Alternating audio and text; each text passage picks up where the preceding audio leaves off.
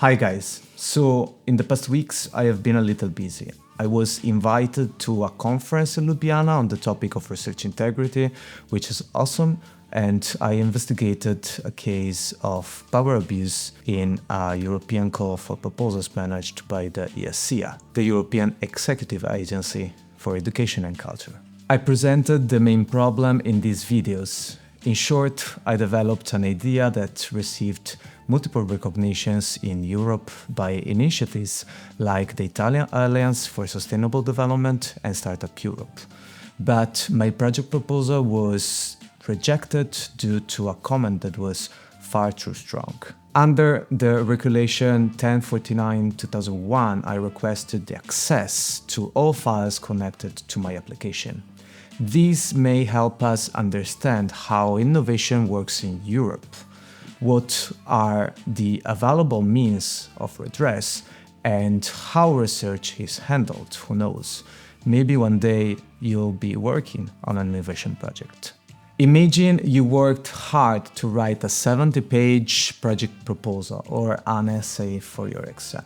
You complete the task and submit your work on time. Your work is judged by a reviewer and your teacher fails you because the reviewer made a mistake.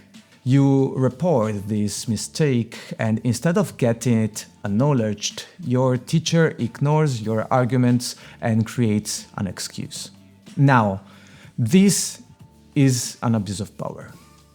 Let's suppose they asked you to generate a project for innovative ideas concerning fruits, and you just had a perfect idea for tomatoes. Unfortunately, the reviewer considered a tomato a vegetable because they make spaghetti sauce with it. So they praise your initiative but fail you because you did not demonstrate how fruits are integrated in your work. You gently make your teacher notice that a tomato is technically a fruit.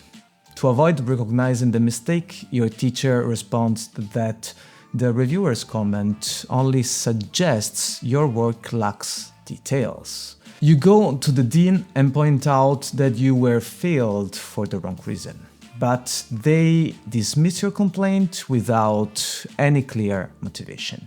Now, think this was not just an exam, it was your master's or PhD thesis, and this small but fatal mistake cost you your degree. In my case, it was an initiative supported by actors in the sustainable development sector. I applied to a EU call for projects which asked for the integration of the cultural and creative sectors and the audiovisual sectors. I based the application around the operations of an organization called the Science Gallery, working at the intersection of various art forms, including fine arts, music, film, and experimental audiovisual. Eventually, the reviewer recognized the integration of the cultural and creative sector, but not that of the audiovisual sector. I reported the factual error, but the program's officer stated that the sentence only suggested the application lacked details. Now, Regulation 1049/2001 states that European citizens have the right to access public documents. I therefore started investigating the matter and asked both the EACEA and the European Ombudsman to access my files informing my applications. This resulted in 12 files, including 2 independent reviews from the EACEA and the decisions of the European Ombudsman when reviewing the case. The files, however, do not mention this lack of details. This would imply they acknowledged that the audiovisual sector was present, at least in part. However, no information suggests the audiovisual sector was recognized.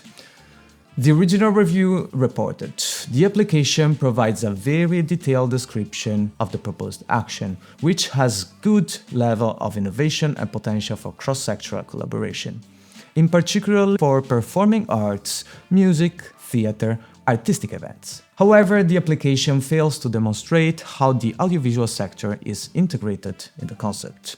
Another critical point, and it goes on. The statement of the EACEA officer, for whom the comment only suggested that the problem simply lacked details, is therefore unsupported.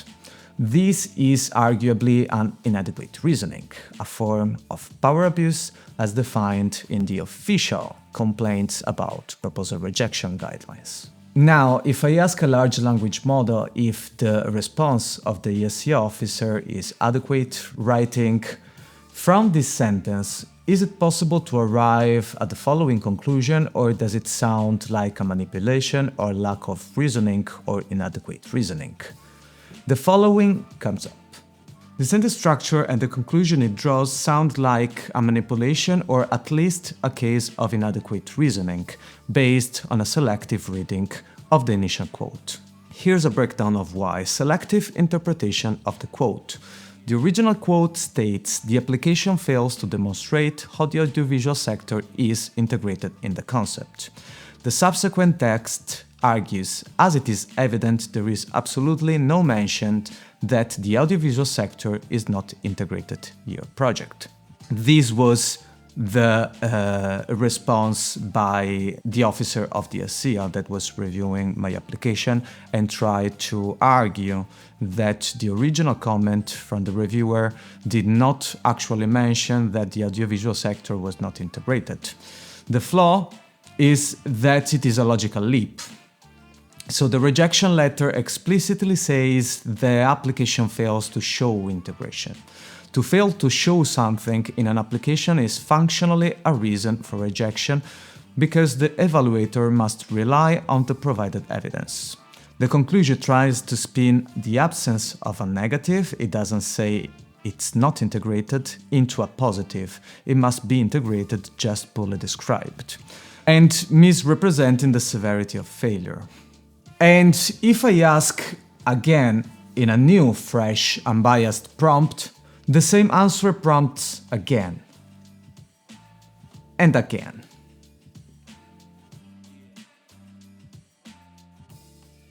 And again.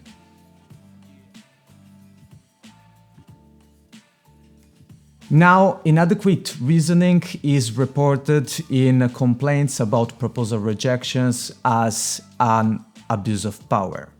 And this should be of competence of the European Ombudsman, which is an organization specifically created to investigate cases of abuse of power by European institutions. A second interesting finding of my investigation is that I was provided only with one review at the moment of rejection, but they were actually two. The EACEA received the independent reviews and then made a collage and sent this collage to me. I discovered that one reviewer only provided positive comments for the first two subcriteria, 1.1 and 1.2. The text said the relevance of the project is clearly defined as it bridges the gap between emergent cultural production and audiences, particularly those in rural areas, with the use of an innovative digital tool based on big data analysis. The proposed solution has a strong cross-sectoral approach and promotes the visibility and interaction of European cultural and creative sectors. The market needs have been addressed clearly, and the proposed digital platform has high scalability. However, 9 points were taken away from the overall score. Why? This is a clear example of incoherence between scores and comments, which is reported in the European webpage complaints about proposal rejection as a valid reason for redress. By failing to disclose this review, I was arguably not given the possibility to fully assess the situation and exercise my rights. All this has wider implications. We know that reviewers can make mistakes, not necessarily in bad faith, but there can be different expertise levels or biases. So promising projects are always at the risk of being rejected for the wrong reason. The first and foremost important question is therefore, why are we given the possibility to complain if then our arguments are not taken into consideration and misleading responses are given credit? Is this not a risk for any applicant to see their efforts unjustly assessed? This episode also highlights further problems connected to abuse of power. As my complaint was being dismissed through inadequate reasoning, which is a form of power abuse, such organizations started stonewalling, accusing me of abusive communication, and recently I sent a complaint to the European Ombudsman to ask to investigate on a potential maladministration by the European Ombudsman, which after 1 week did not yet receive an acknowledgement of receipt. As if we don't have the right anymore to protest against unfair treatment.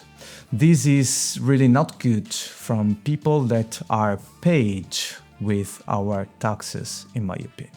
And let's remember this project was promoted by a Startup Europe initiative, which directly serves the European Commission's interest in supporting innovation and sustainable development. So the question is, where are we going if we self-sabotage ourselves? Now, the results of my full investigations are available on Zenodo. I will provide the link in the description. I also submitted the results to the European Ombudsman through their complaint system, and I will wait for a response from them and will let you know the results. I also made a public announcement including about 40 recipients and organizations. So far, I did not receive much support. So, what does it mean if nobody cares? Well, the answer is simple. We are losing control of our governments and institutions, which may feel as if they do not need to respond to us anymore. And individuals can be more easily isolated. And the more we lose control, the more their actions can go bad. Because if one person doesn't count, it's not sure why 1 million people should count. And we should never give away our rights. For this reason, I opened a petition on the matter, which you will find in the description. And your support would be a game changer to ensure our rights are always respected. Have a good night and thank you very much for watching. See you in the next episode.